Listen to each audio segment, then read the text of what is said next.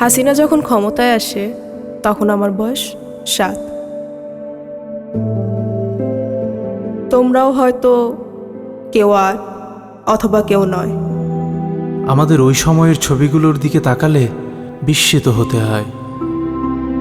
এই ছবিগুলো দেখলে কি বোঝা যায় এরাই একদিন পৃথিবীর নিকৃষ্টতম ফ্যাসিস্টদের একজনকে বিদায় করবে? অবিশ্বাস্য, বাট উই ডিড ইট।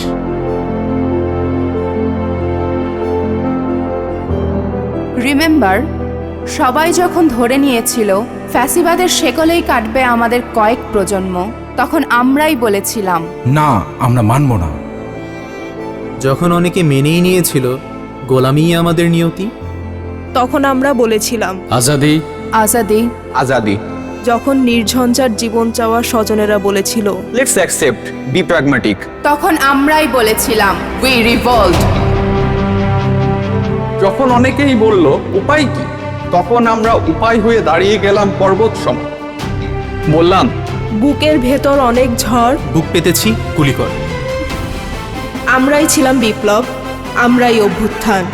এবার বিপ্লবের দ্বিতীয় ধাপ আমাদের সামনে। একদিনে 2 ভোট। সংসদ নির্বাচনে ভোট দিয়ে আমরা ঠিক করব কেমন সরকার চাই।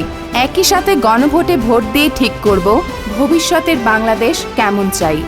সংস্কার চাইলে গণভোটে হ্যাঁতে ভোট দিব, সংস্কার না চাইলে না। যে পরিবর্তনের জন্য এত এত প্রাণ হলো বলিদান, সেই পরিবর্তনের চাবি এখন আমাদের হাতে। গণভোট 2026 সংস্কারের চাবি আমাদের হাতে।